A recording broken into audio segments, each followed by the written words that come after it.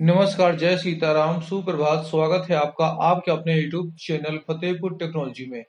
आज लगभग 11 दिन के बाद आज हम लोग दोबारा मिल रहे हैं क्लास में और बताना चाहेंगे आज हम लोग लेके आए हैं हिंदी सब्जेक्ट के अंतर्गत अति लघुत्तरीय क्वेश्चन और वैकल्पिक क्वेश्चन। अगर आप लोग उत्तर प्रदेश से डीएलएड की ट्रेनिंग कर रहे हैं और आपका प्रथम सेमेस्टर है तो ये वीडियो आपके लिए बहुत ही महत्वपूर्ण है। इसके पहले हम लोगों ने कंप्यूटर सब्जेक्ट पूरा खत्म कर दिया है, आप लोग उसको रिवाइज कर लीजिए। उसके अलावा कोई भी क्वेश्चन नहीं आएगा। अब हम लोग केवल इंपॉर्टेंट क्वेश्चन की सीरीज लेके चलेंगे। आज हम लोग पवन सीरीज की चर्चा करेंगे। चलिए बिना देर की क्लास स्टार्ट करते हैं। पहला क्वेश्चन आपके सामने दिया हुआ है, छ वर्ण किसके योग से बना है। देखिए, जब भी आप कंप्यूटर में छ लिखते हैं तो आपको के एस एच ए लिखना पड़ता है, का और शा, यानी ये का और शा से मिलकर बना है। आधा का के नीचे हलंत है, आधा का प्लस शाह, इसका पेट फाड़ के बनाया गया शाह। का और शाह से मिलकर छा बना है, छा से क्षत्रिय। अर्वाचीन और उचित का क्रमशः विलोम लिखिए। अर्वाचीन का मतलब नया और नया का उल्टा होगा आपका प्राचीन। उचित का मतलब अच्छा और अनुचित का मतलब बुरा या गलत। तो अर्वाचीन का विलोम शब्द होगा प्राचीन और उचित का विलोम शब्द होगा अनुचित। यहीं पर अगर आपसे पूछ ले प्राचीन का विलोम क्या होगा, अर्वाचीन, अनुचित का विलोम उचित। आगे हम लोग चर्चा करते हैं।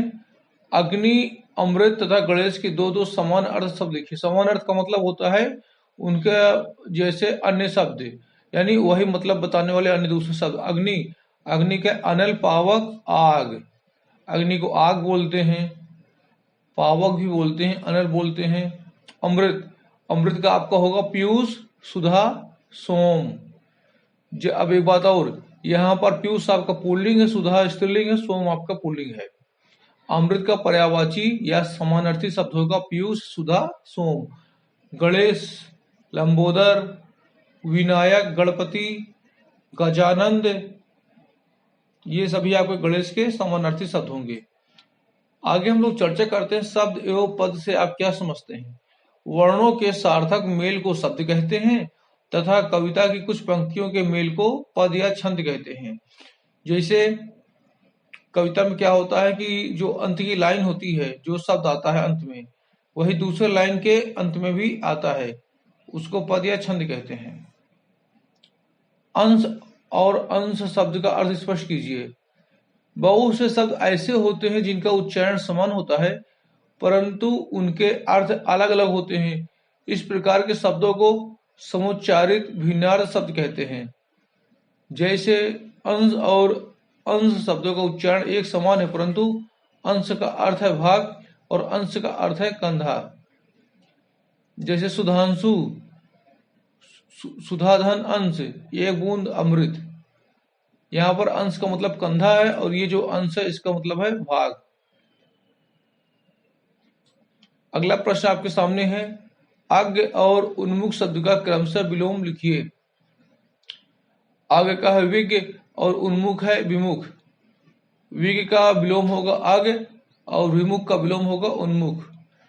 सा, श, सा, किस प्रकार के व्यंजन हैं।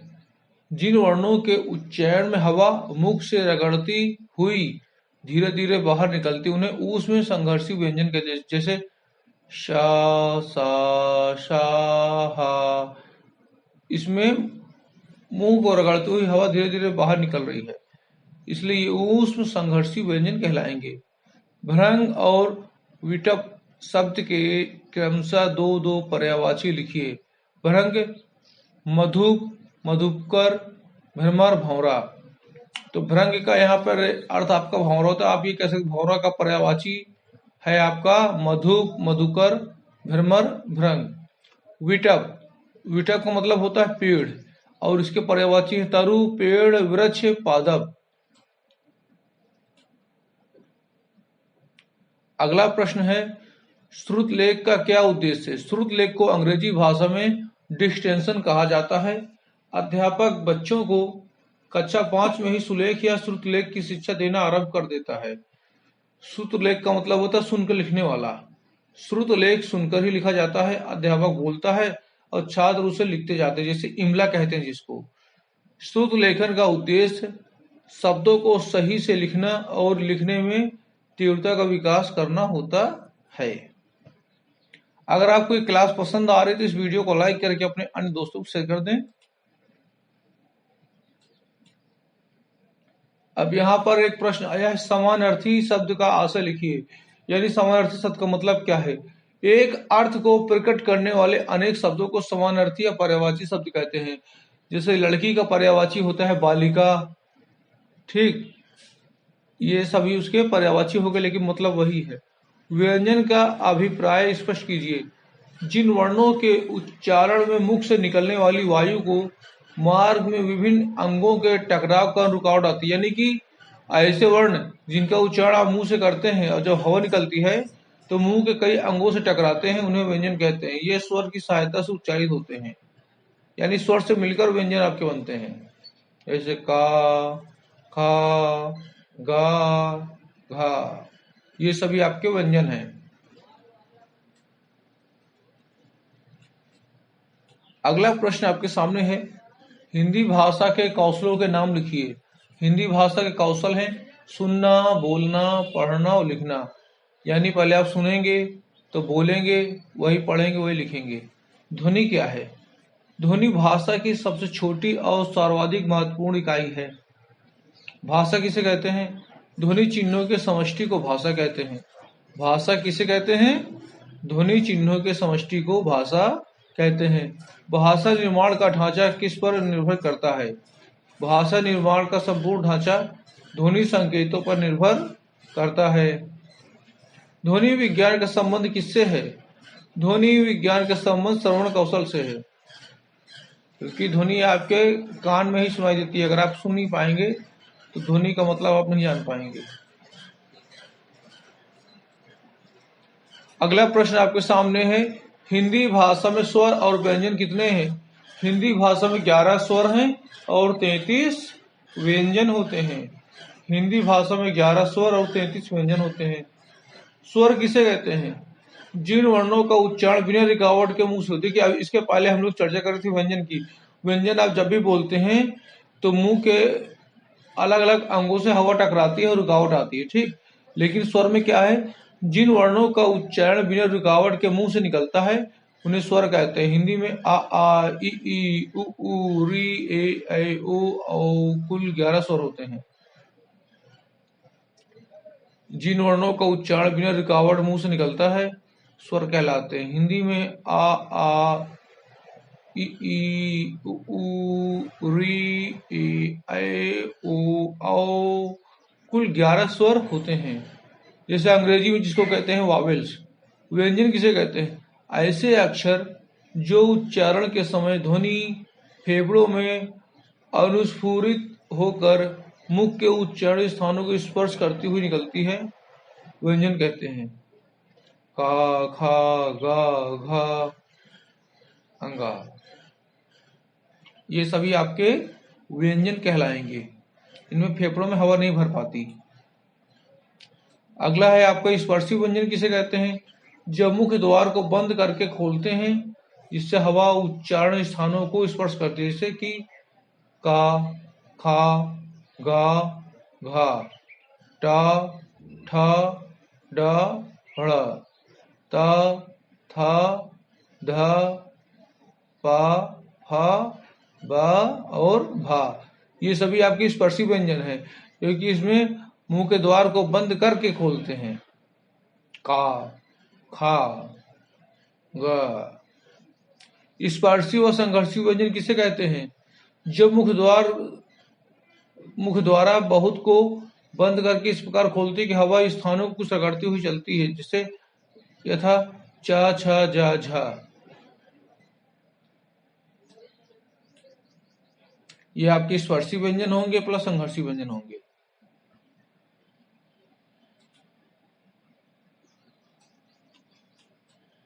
अगला प्रश्न आपके सामने है, अनुनासिक किसे कहते हैं? जब मुख्य द्वार बंद करके खोला जाता है किंतु साथ ही नासिक विवर भी खुलता है, देखिए अभी हम लोग स्पर्शी व्यंजन की चर्चा कर रहे थे। यहाँ पे बताया गया तो मुख को बंद करके खोलते हैं, ठीक। लेकिन अगर वहां पर नाक का भी प्रयोग हो जाए तो वे अनुनासिक कहलाएंगे। जब मुख द्वार बंद करके खोला जाता है किंतु साथ ही नासिक विवर भी खुला रहता है। अड़ा, या, ड़ा, ना, मा, इन सब में नाक का भी प्रयोग किया जा रहा है, तो ये अनुनासिक कहलाएंगे। दीर्घ स्वर किसे कहते हैं? बड़ा आ, बड़ी ई, बड़ा ऊ, री, यानी इनको लंबे समय तक बोल रहे हैं आप। आ, ई, ऊ, री। लुंठी तथा लोठित किसे कहते हैं?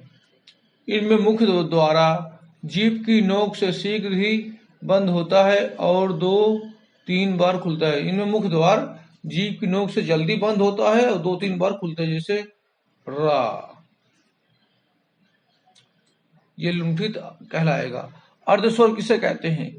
इनके बोलने से मुख द्वार बहुत संकरा हो जाता है और हवा स्वर की भांति बीच से निकलती है, जैसे या, वा, या, वा। इनमें मुंह को आप सिकोड़ लेते हैं। जब या बोलते हैं तो ओंठ आपके नीचे की तरफ झुक जाते हैं, वा बोलते हैं तो गाल दोनों चिपक जाते हैं। ये आपके अर्धस्वर कहलाएंगे। अगला आपके सामने है अक्षर समूह का दूसरा नाम लिखिए। अक्षर समूह का दूसरा नाम है वर्णमाला। हास्य स्वर किसे कहते हैं? ऐसे स्वर जिनके उच्चारण में समय कम लगे हास्य स्वर कहते हैं, जैसे अ, इ, उ। ये छोटे जो स्वर होते हैं, छोटा आ, छोटा ई, छोटा उ, ये सभी हास्य स्वर हैं क्योंकि इनके उच्चारण में टाइम कम लगता है। ऊष्म व्यंजनों की संख्या कितनी है? ऊष्म व्यंजनों की संख्या 4 है। देवनागरी लिपि की क्या विशेषता? देखिए देवनागरी लिपि की सबसे अच्छी विशेषता यह है, ये देखने में अच्छी होती है और एक लाइन में लिखी जाती है। हमारा मूल साहित्य इसी लिपि में संरक्षित है। अगला प्रश्न है भावों तथा विचारों के आदान प्रदान कौन सा माध्यम है? भावों और विचारों का आदान प्रदान का माध्यम भाषा है। मान लीजिए आपको हिंदी आती है और एक चाइनीज व्यक्ति से मुलाकात हो जाए, आप हिंदी में बात करेंगे तो वह नहीं समझ पाएगा और वह चाइनीज में बात करेंगे तो आप नहीं समझ पाओगे। तो यहाँ पर हम लोग भाषा छोड़ के हाव भाव इशारों से संपर्क स्थापित कर सकते हैं। मनोभावों को बोलकर प्रकट करने का कौन सा माध्यम है? मनोभावों को बोलकर प्रकट करने का माध्यम है मौखिक भाषा। एक बात और, यहाँ पर जब दो अलग अलग भाषा के लोग मिलेंगे तो वहां पर एक ऐसी भाषा की आवश्यकता पड़ेगी जो दोनों लोग जानते हो। जैसे अंग्रेजी एक ऐसी भाषा जिसको चाइनीज भी जानता है और इंडियन भी जानता है। तो भाव और विचारों का माध्यम क्या है? भाषा। मनोभावों को बोलकर प्रकट करने का माध्यम भी भाषा है। पढ़कर व लिखकर विचारों का आदान प्रदान किसके द्वारा किया जाता है? लिखित भाषा द्वारा। ग्रंथ के बचे हुए अंश जो प्रायः अंत में जोड़े जाते हैं, वाक्यांश के लिए एक शब्द लिखें, परिशिष्ट।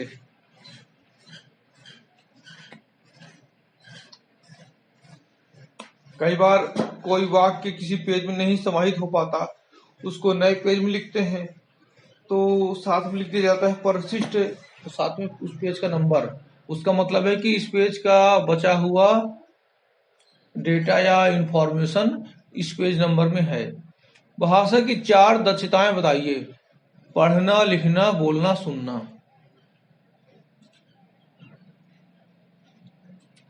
अगला प्रश्न है भाषा के कितने रूप हैं? भाषा के लिखित व मौखिक आपके 2 रूप होते हैं। भाषा किसे कहते हैं? लिखकर, बोलकर समझाई जाने वाली बातें भाषा कहलाती हैं। लिपि क्या है? यादृच्छिक वर्ण प्रतीकों की परंपरा भाषा को दृश्य रूप से स्थायित्व प्रदान करे, लिपि कहलाती है। लिपि क्या है? यादृच्छिक वर्ण प्रतीकों की परंपरा भाषा को दृश्य रूप में स्थायित्व प्रदान करे, लिपि कहलाती है। यानी कोई भाषा है, आप नहीं लिखेंगे तो उसका आकार बदल जाएगा। अगर आप लिख देंगे तो उसका मतलब, उसका आकार, उसका अर्थ वही रहेगा, बराबर रहेगा, वो नहीं बदलेगा। जैसे इस समय आप लोग पढ़ रहे हैं, यहाँ पर लेखक ने जो लिखा है हम वही पढ़ रहे हैं। अनेकार्थी शब्द किसे कहते हैं? भाषा के अंतर्गत अनेक शब्द ऐसे होते हैं जिनके एक से अधिक अर्थ होते हैं, अनेकार्थी शब्द कहलाते हैं। जैसे कल शब्द का अर्थ है पिछला दिन, अगला दिन, शोर, मशीन, सुंदर। जैसे कल कारखाने बोलते हैं तो यानी मशीनों के कारखाने। कल कल पानी बहता है तो शोर हो गया आपका। कल आने वाला है यानी अगला दिन। कल हुआ था यानी पिछला दिन। तो यहाँ पर कल शब्द के कई अर्थ हैं। पर्यायवाची या समानार्थी शब्द किसे कहते हैं? एक सा अर्थ प्रकट करने वाले अनेक शब्दों को समानार्थी या पर्यायवाची शब्द कहते हैं। जैसे जल को नीर, वारी, पानी कहते थे कि वह अनेकार्थी में क्या है कि एक शब्द के कई अर्थ होते हैं अलग अलग, जिनका मतलब अलग अलग होता है। अब पर्यायवाची में एक शब्द के कई शब्द हो जाएंगे लेकिन उनका अर्थ एक होगा। अनेकार्थी में अलग अलग अर्थ होंगे, पर्यायवाची समानार्थी में समान अर्थ होगा। जल को नीर, वारी, पानी कहते हैं। कृष्ण का पर्यायवाची क्या है? जनार्दन। विलोम शब्द किसे कहते हैं? विलोम शब्द का मतलब होता है उल्टा अर्थ बताने वाला। जैसे दिन का विलोम शब्द आपको रात होगा। और वचीन और उचित का विलोम शब्द क्या है? और वचीन का आपका प्राचीन हो जाएगा, उचित का अनुचित हो जाएगा। अर्वाचीन का नवीन दिया है, उचित का अनुचित। यश तथा भास्कर क्या पर्यायवाची बताइए? यश का कीर्ति और भास्कर का सूरज है। तुकान शब्द क्या है? तुकान शब्दों में उच्चारण की दृष्टि से सभी शब्दों में अक्षरों तथा स्वरों की किसी भी प्रकार की एक रूपता होती है। जैसे रुष्ट, पुष्ट, दुष्ट, इन सब में से एक से स्वर निकल रहे हैं। जैसे झोंक, पोंक, टोंक, इनमें एक सा स्वर निकल रहा है तो ये तुकांत है। झंडा, अंडा, पंडा, संडा, डंडा, गंडा, ये भी एक से स्वर निकालते हैं, ये भी तुकांत है। आप ये कह सकते हैं कि जब भी कोई कविता या पद लिखा जाता है उनमें तुकांत शब्दों का प्रयोग होता है। अनेकार्थी शब्द क्या है? जैसे हमने आपको बताया है कि जिसके कई अर्थ निकलते हैं। जो बिना वेतन का काम करे अवैतनिक। भाषा को स्पष्ट, संक्षिप्त और सुंदर बनाने के लिए वाक्य को एक ही शब्द में व्यक्त करने वाले शब्द को अनेकार्थी शब्द कहते हैं। जो बिना वेतन के काम करे अवैतनिक, और जिसकी कोई उपमा न हो अनुपम।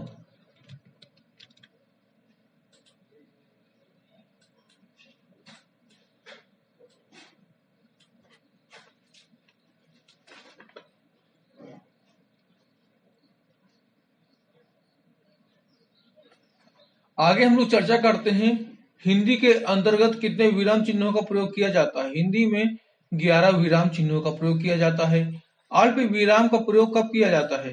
किसी वाक्य में अल्प विराम का प्रयोग देने के लिए अल्प विराम इस चिन्ह को प्रयोग किया जाता है, जिसको आप कॉमा कह देते हैं। राम को जगाओ मत सोने दो। जैसे यहाँ कामा लगे, इसका मतलब है राम को जगा दीजिए और अब उसको नहीं सोना है, सोने मत दीजिए। अब यहाँ पे राम को जगाओ मत सोने दो। अब देखिए कामा पहले ऊपर था, अब यहाँ मत के बाद पहले था, अब मत के बाद है। तो इसका मतलब है राम को डिस्टर्ब मत करो, वो स्लीपिंग मोड में है, उसको कंटिन्यू सोने दीजिए। केवल एक कॉमा की वजह से, अल्प विराम की वजह से इसका अर्थ बदल गया।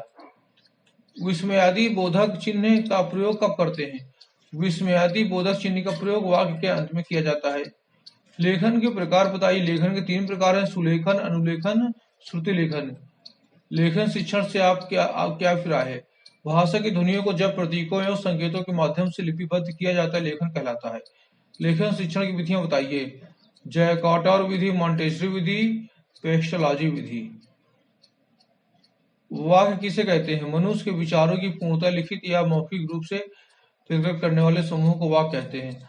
वाक्य को परिभाषित कीजिए। वाक्य में भाव को अभिव्यक्ति करने की क्षमता होती है। वाक्य के प्रकार लिखिए। सरल वाक्य, मिश्र वाक्य, संयुक्त वाक्य 3 प्रकार के होते हैं। लेखन शिक्षण की कोई 2 विशेषताएं बताइए। अक्षर, शब्द, वाक्यों का स्पष्ट स्वरूप प्रस्तुत करना। व्याकरण और वर्तनों की दृष्टि से शुद्धता लिखिए। लेखन शिक्षण की कोई 2 विशेषताएं बताइए। अक्षर, शब्द, वाक्यों का स्पष्ट स्वरूप प्रस्तुत करना, व्याकरण एवं वर्तनी की दृष्टि से शुद्धता। एक सफल भाषा शिक्षक में कौन कौन से गुण होने चाहिए? एक सफल भाषा शिक्षक में शिक्षक के लेखन में निपुण हो, भाषा का पूर्ण ज्ञान हो, प्रवाहमय वक्ता हो, शिक्षण का उच्चारण शुद्ध होना चाहिए। यानी शिक्षक को लिखना आना चाहिए, लिखने में एक्सपर्ट हो, राइटिंग एक्सपर्ट हो, लैंग्वेज का अच्छा नॉलेज हो, और जब बोले तो एक अच्छा बोल सके बिना हिचकिचाहट के, और सही उच्चारण ले। कोई भी शब्द उसका उच्चारण सही करेगा, टीचर ही गलत उच्चारण करेगा तो बच्चे भी गलत बोलेंगे, गलत सीखेंगे। अगला है अक्षर समूह का दूसरा नाम क्या? अक्षर समूह का दूसरा नाम है वर्णमाला। भाषा के 4 प्रमुख कौशल कौन से हैं? श्रवण, उच्चारण, वाचन, अभिव्यक्ति। अनभिज्ञ तथा मुक्त का क्रमशः विलोम क्या होगा? अनभिज्ञ का सुविज्ञ, मुक्त का बंधन। छत्र गिरा किस प्रकार के व्यंजन है? ये संयुक्त व्यंजन है। छ बनता है का और सा से, त्रा बनता है ता और रा से, ज्ञा बनता है जांच और इया से। ओ औ का उच्चारण स्थान लिखिए कंठ और ओष्ठ। ओ औ जब भी आप बोलते हैं तो गले का कंठ और ऊंटों का प्रयोग किया जाता है। या रा ला वा किस प्रकार के व्यंजन है? अंतःस्थ व्यंजन है। अनुस्वर किसे कहते हैं? अनुस्वर के उच्चारण वायु नाक से निकलती है और उच्चारण झटके के साथ होता है, जैसे ठंडा, कंचन, जंगल। नाक से हवा निकलती है और झटके से उच्चारण होता है ठंडा, तो पूरा मुंह खुल जाता है। लिपि कैसे कहते हैं? भाषा को लिखने की विधि लिपि कहलाती है। मुख से उच्चारित ध्वनियों को लिखने में जो ध्वनि चिन्ह विशिष्ट रूप से निर्धारित होते हैं उन्हें लिपि कहते हैं। यानी आप जो बोल रहे हैं शायद सामने वाला भूल जाए, लेकिन लिख देंगे तो सामने वाला पढ़ेगा तो आपके द्वारा जो भी मतलब बताया जा रहा है उस तक सीधे सीधे पहुंच जाएगा, उसमें कोई भी कमी नहीं आएगी। उस व्यंजन, उस व्यंजन जिन वर्णों के उच्चारण में हवा मुख से रगड़ खाती हुई धीरे धीरे बाहर निकलती है उन्हें ऊष्म संघर्षी व्यंजन कहते हैं, जैसे सा श श हा। हस स्वर किसे कहते हैं? जिनके उच्चारण में कम से कम समय लगे, एक मात्रा का समय लगे तो उन्हें हस स्वर कहते हैं, जैसे छोटा आ, छोटा ई, छोटा उ, री। उपेक्षा अपेक्षा शब्द का अर्थ देखिए। उपेक्षा का अर्थ होता है अवहेलना, जैसे इसकी उन्होंने उपेक्षा की, अवहेलना कर दिया, इग्नोर कर दिया। अपेक्षा यानी आशा।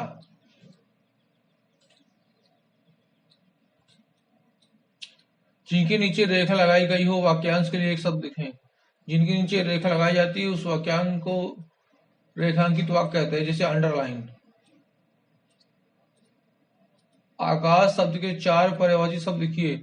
गगन, नभ, आसमान, अंबर। ओ औ किस प्रकार के वर्ण हैं? ओ औ दोनों स्वर वर्ण हैं। उस व्यंजन कितने हैं? श श श ह, 4 प्रकार के हैं। संधि एवं संयोग शब्द का विलोम लिखिए। संधि का विच्छेद होगा। संधि का मतलब होता है जोड़ना, विच्छेद का मतलब होता है अलग करना। संयोग मिलाना, वियोग बिछड़ना। अगले वीडियो में हम लोग चर्चा करेंगे वैकल्पिक प्रश्नों की। आशा करते हैं आज क्लास आपको पसंद आई। क्लास पसंद आई हो तो फतेहपुर टेक्नोलॉजी यूट्यूब चैनल को लाइक शेयर करें, और हम केवल वीडियो तभी लेके आएंगे जो आपके लिए महत्वपूर्ण होगा। जबरदस्ती वीडियो में आपका टाइम बर्बाद नहीं करेंगे। आपकी टीचिंग लग गई है, आपको बहुत बहुत शुभकामनाएं। कुछ की टीचिंग लगने वाली है, उनको भी शुभकामनाएं। और कभी कोई दिक्कत आए तो बताइएगा। टीचिंग मन लगा कीजिए, बच्चों को सिखाने का प्रयास कीजिए, तभी आप सीख पाओगे। और डेली स्टडी कीजिए। पुराने वीडियो आप लोग चैनल में देख सकते हैं, उनसे आपका कंप्यूटर सब्जेक्ट अच्छा तैयार हो जाएगा। मिलते हैं नेक्स्ट वीडियो में, तब तक के लिए जय हिंद, जय भारत, वंदे मातरम। टेलीग्राम ग्रुप आपने अभी तक नहीं ज्वाइन किया तो उसको ज्वाइन कर लें।